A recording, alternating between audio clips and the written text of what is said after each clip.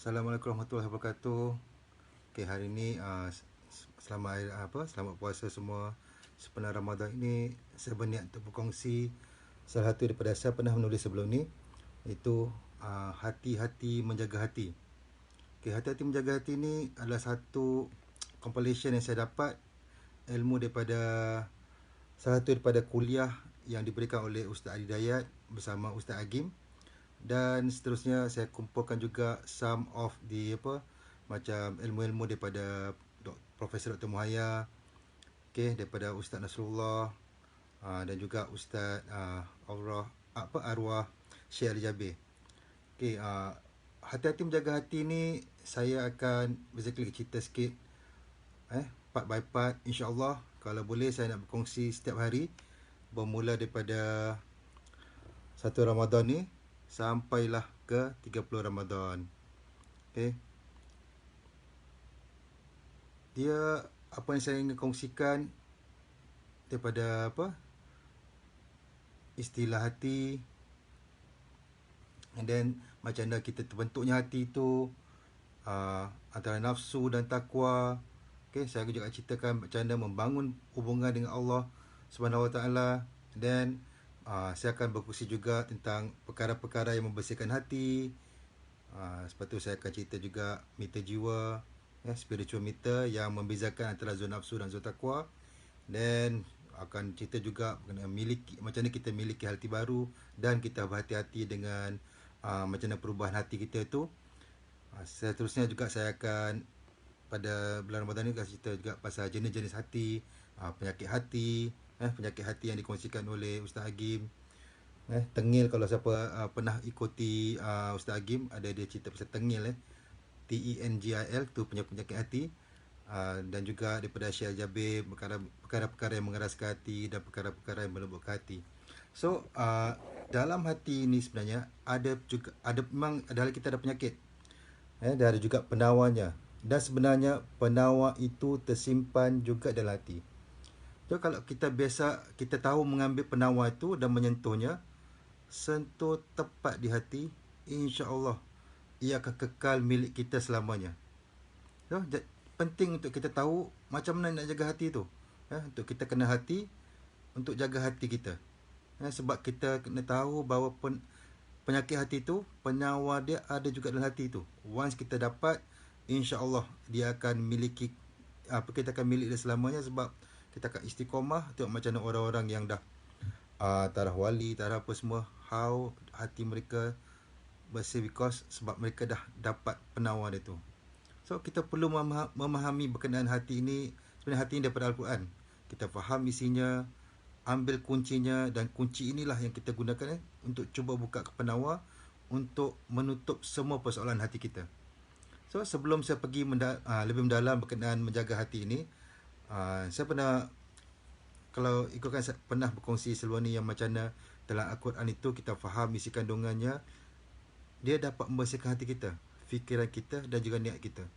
Kalau kita tengok menurut riwayat At-Tirmizi, sesiapa yang membaca satu huruf daripada Al-Quran, maka baginya satu kebaikan, dan satu kebaikan menyamai dengan 10 gandaan.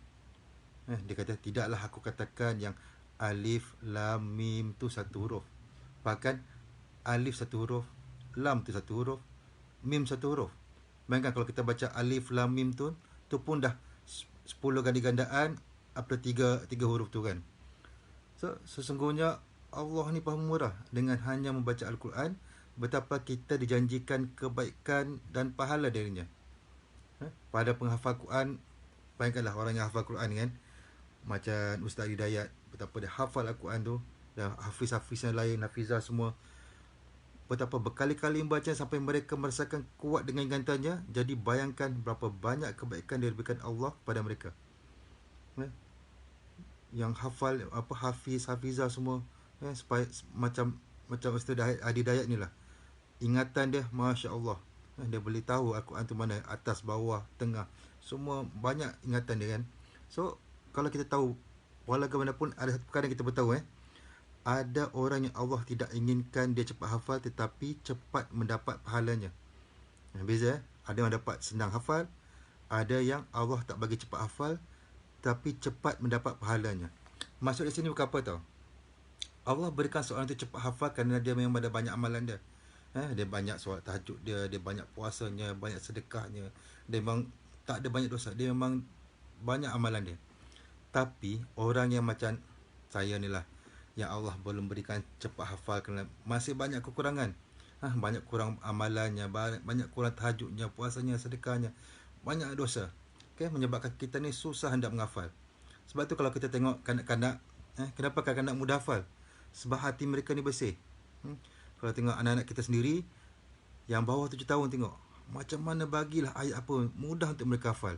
Sebab hati mereka ni bersih, tak banyak dosa macam orang dewasa ni. Kita ni kalau ni Allah Akbar nak menghafal tu, Masya Allah, berkurun kadang-kadang. Kenapa lah tak hafal? Sebabnya Allah kena nak berikan pahalanya daripada kita untuk menutupi dosa-dosa kita yang dahulunya. So kena ingat kenapa kita susah nak hafal, sebab dosa-dosa kita itu sendiri. So kenapa kita kata Allah bagi pahala dulu untuk sebelum kita menghafal? Sebab Allah hendak berikan pahalanya dulu untuk kita tutup dosa-dosa kita, supaya kita once bila dah terkurang, kita akan mudah untuk kemudiannya. So kita jangan lupa di depan kita ada ajal sedang menanti. So maka bagi kita punya banyak dosa-dosa pernah lakukan, sebenarnya Allah ingin berikan kumpulan pahalanya, bukan untuk cepat hafalannya. Dan di saat selesaikan, barulah Allah bukakan segala kemudahan buat kita, buat kita untuk menghafal. So, Allah juga menjanjikan kebaikan yang berganda buat mereka yang kesulitan baca Al-Quran berbanding penghafal Al-Quran. Jangan kalau kita macam ada orang yang kita rasa rendah diri sebab baru nak merangkak membaca. Kita kena tahu, orang yang merangkak baca Quran ni, dia sebenarnya akan mendapat 2 kali kebaikan daripada mereka lancar sebagai balasan di atas kesungguhannya membaca Al-Quran. Kalau Allah sudah berikan tawaran hebat ni, Allah Akbar, kita janganlah rasa macam rendah diri orang yang tak pandai nak baca Quran walaupun dia dah dewasa ke apa ke. Belum terlambat, belajarlah. Sebab orang yang merangkak-rangkak ni, dia dapat 2 kali kebaikan. Sebab 2 kali kebaikan daripada macam pahala daripada compare berbanding orang yang telah lancar, telah hafal membaca Quran ni. Allah dah bagi tawaran hebat ni dan belum membuat kita baca, maka dengan cara apa lagi? Ya Allah harus hapuskan dosa-dosa kita. So ambillah peluang ni kan.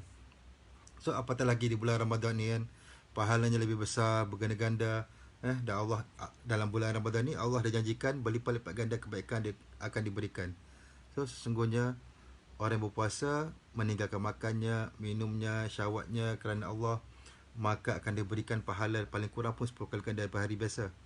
So jadi kita ambillah kesempatan ini untuk kita baca Al-Quran.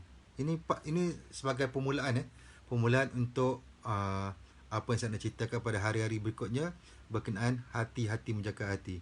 Semoga ini dapat membuatkan kita mahu-mahu mengambil langkah dalam mencari kunci, dapat menjadi penawar untuk menutup semua persoalan hati kita.